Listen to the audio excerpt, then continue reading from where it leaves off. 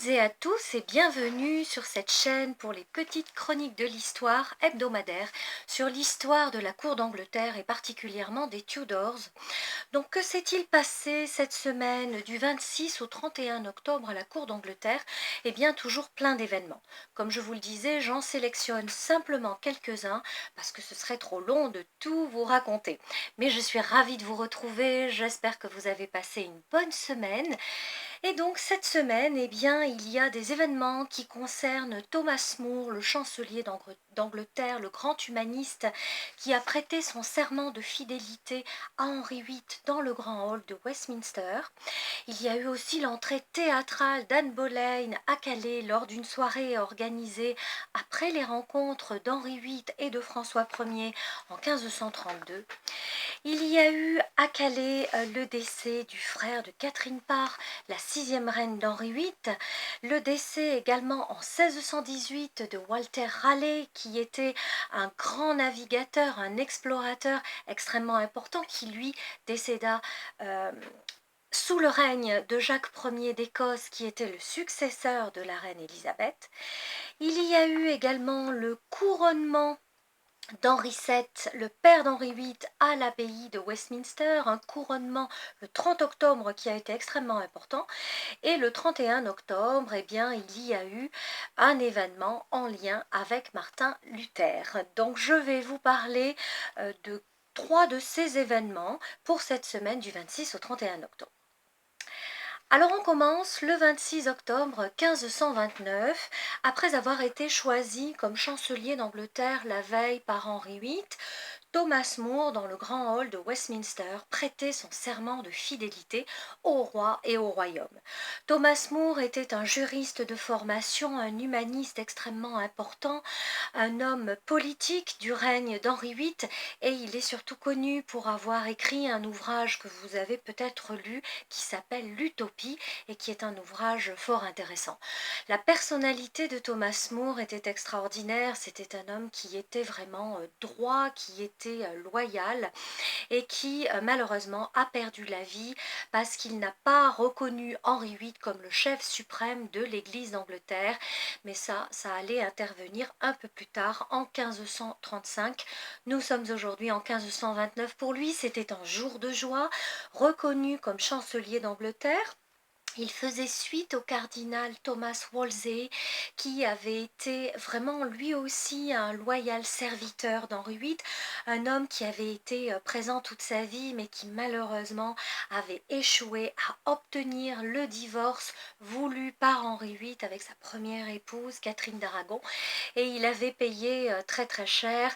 Il avait dû rendre le grand sceau le 18 octobre précédent, en 1529, et il l'avait remis au duc de Norfolk et au duc de Suffolk chez lui à Westminster.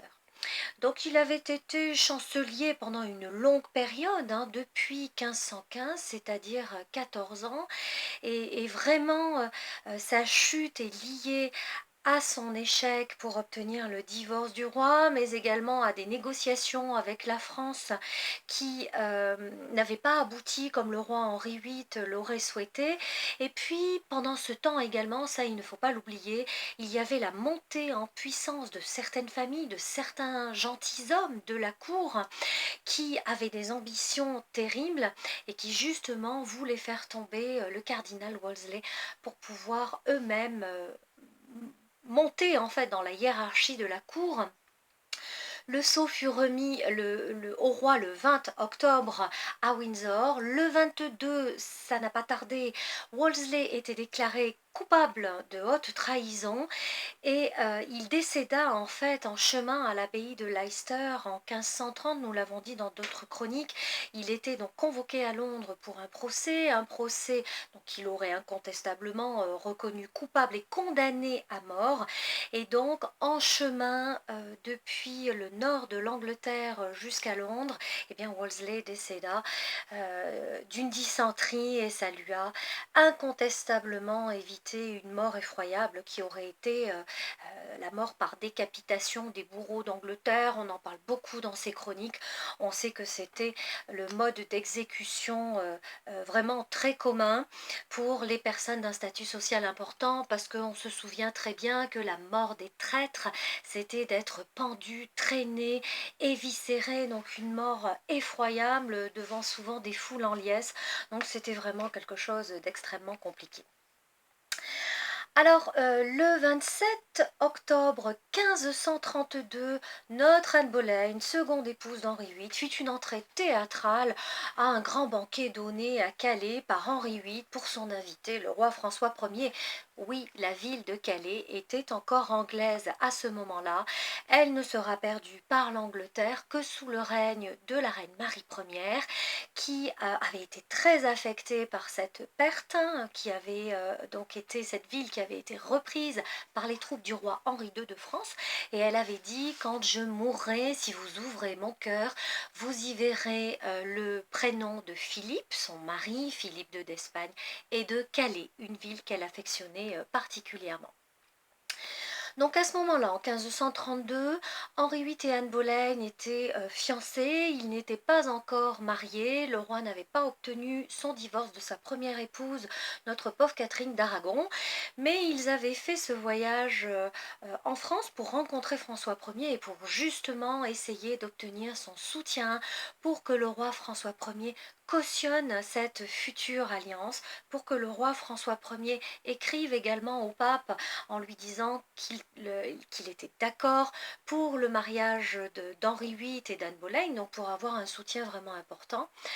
Henri VIII venait de passer quelques jours à Boulogne avec notre roi de France, mais Anne Boleyn n'avait pas été reçue à la cour à ce moment-là, puisqu'elle n'était encore considérée que comme étant une maîtresse du roi Henri VIII et non la reine d'Angleterre.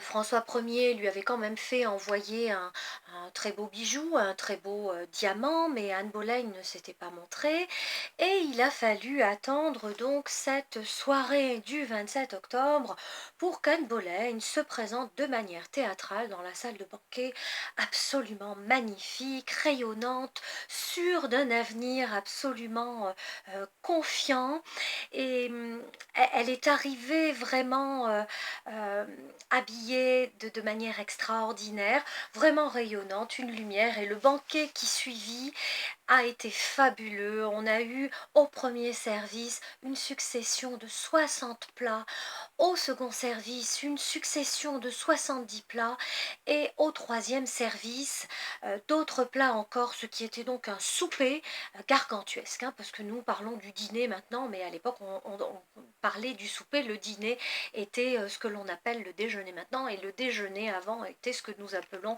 notre petit déjeuner.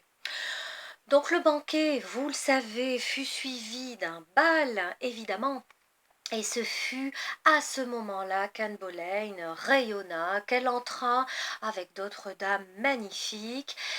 Il y avait donc sa sœur, Lady Mary, Lady Boleyn, Lady Fitzwalter, Lady Rochford, Jane Boleyn, donc sa belle-sœur, Lady Lyles, Lady Wallop.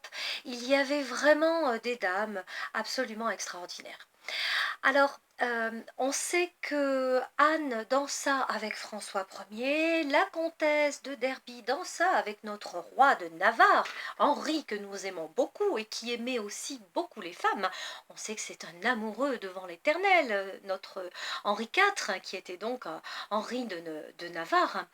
Et les autres gentilshommes, eh bien, dansèrent également avec les dames. Personne n'avait peur de danser à l'époque, au contraire, ça faisait vraiment partie de l'animation des soirées.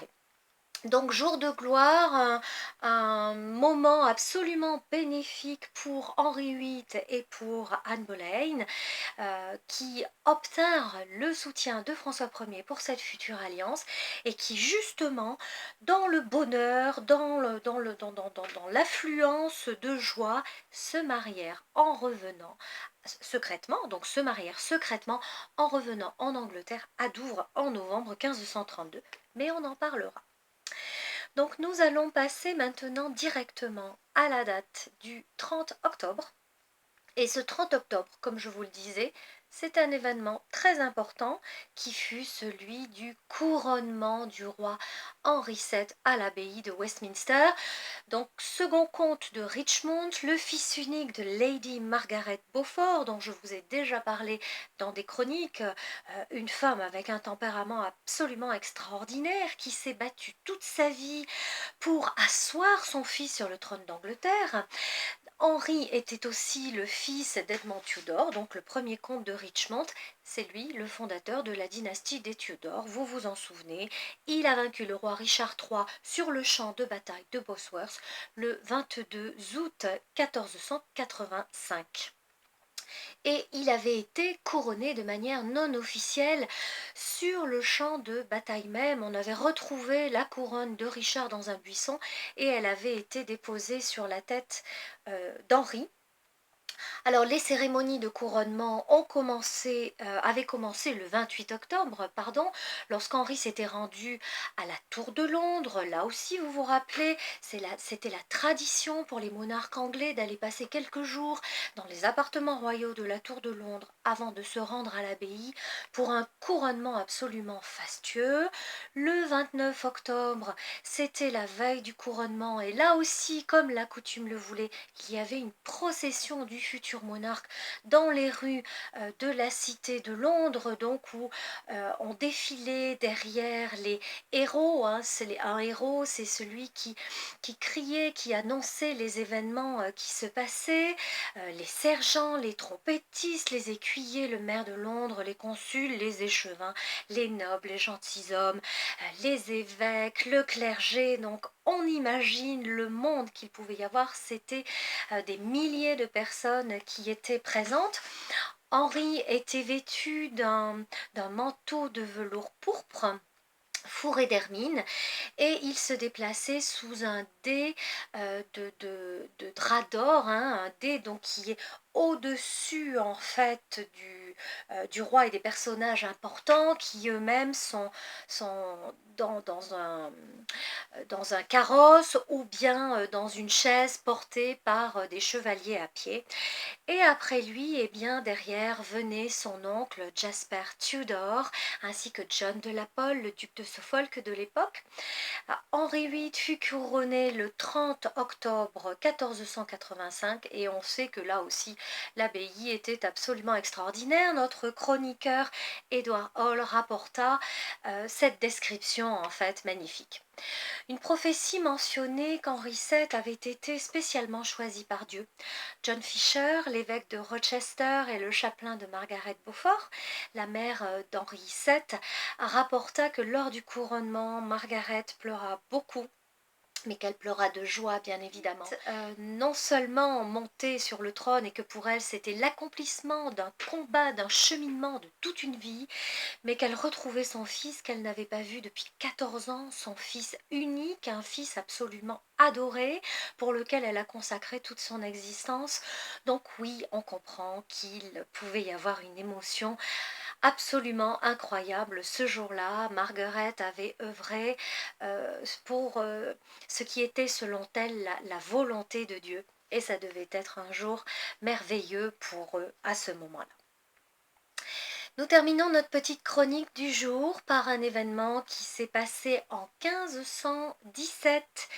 Martin Luther écrivit à l'archevêque de Mayence et de Brandebourg pour protester contre la vente des indulgences vendues par l'Église catholique aux fidèles pour racheter leurs péchés et obtenir la rémission totale ou partielle des péchés qu'ils auraient commis dans le but de raccourcir le passage au purgatoire d'un défunt. Donc cette affaire du commerce des indulgences fut le déclencheur clairement de la réforme protestante à une époque où l'imprimerie permit donc une lecture directe des textes de la Bible dans les langues vernaculaires, ce qui ouvrit aussi la voie à la critique des croyances catholiques et de la pratique des prêtres. Il faut quand même savoir que cette pratique des indulgences existait depuis le XIVe siècle et s'était développée dans une société dominée par la violence, les épidémies, la peur de la mort, la peur de l'enfer. Donc Martin Luther, qui était un moine protestant allemand, démontrait que les fidèles étaient sauvés non pas par le don d'argent ou par des messes dites et redites à l'intention de ces personnes, mais seulement par la grâce de Dieu dont personne ne connaît les choix. Et ça pour lui c'était très important.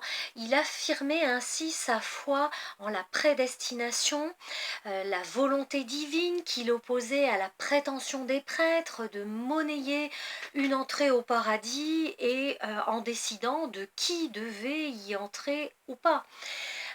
Il précisa que lorsque l'on lit les textes de la Bible et qu'on les étudie, il n'est marqué nulle part que le fidèle devait payer pour pouvoir être pardonné et pour pouvoir entrer au paradis, et qu'il est marqué nulle part non plus que le purgatoire existe et qu'il y avait donc ce niveau intermédiaire entre ce qui est dit, l'enfer, le paradis.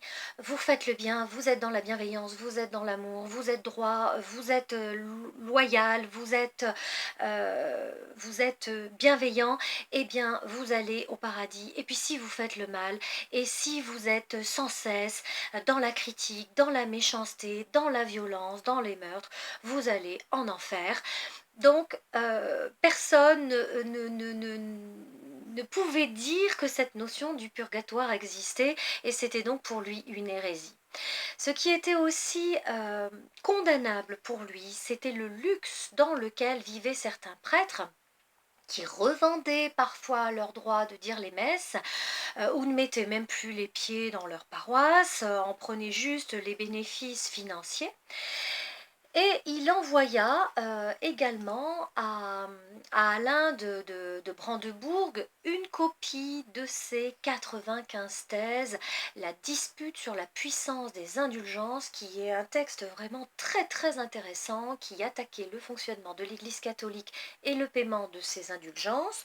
Donc on l'a dit, vraiment un texte fondateur à l'origine de la réforme protestante en Allemagne, qui s'est développée dans toute l'Europe, et c'est un document qui avait été placardé sur la porte de l'église de Wittenberg le 31 octobre 1517. Alors, la date n'avait pas été choisie au hasard, c'était la veille de la Toussaint. Une large foule était présente le lendemain pour assister aux cérémonies de la commémoration des saints, des reliques, des défunts, et pour espérer justement réduire le temps passé au purgatoire, lequel justement n'est absolument jamais marqué dans la Bible, et qui pour Luther était une véritable invention de l'Église. Donc ce jour-là, eh bien, Luther porta vraiment un grand coup, et je vous invite, si vous êtes intéressé, à regarder ces 95 thèses qui sont très intéressantes, que j'inclurai dans mon second ouvrage sur la dynastie des Tudors de 1485 à 1603, qui sera un ouvrage vraiment très spécifique sur cette dynastie pour un public vraiment intéressé, passionné, euh, qui se veut le plus complet possible sur cette période dont je vous ai parlé. Merci à vous d'avoir écouté cette petite chronique. Je vous dis à très bientôt. Portez-vous bien, faites-vous plaisir cette semaine. Lisez, lisez, lisez. C'est un voyage dans le temps extraordinaire. Celui qui aime la lecture, celui qui est curieux, celui qui aime la découverte, a reçu vraiment un très grand don de la vie, parce que c'est extraordinaire. Alors je vous dis à bientôt.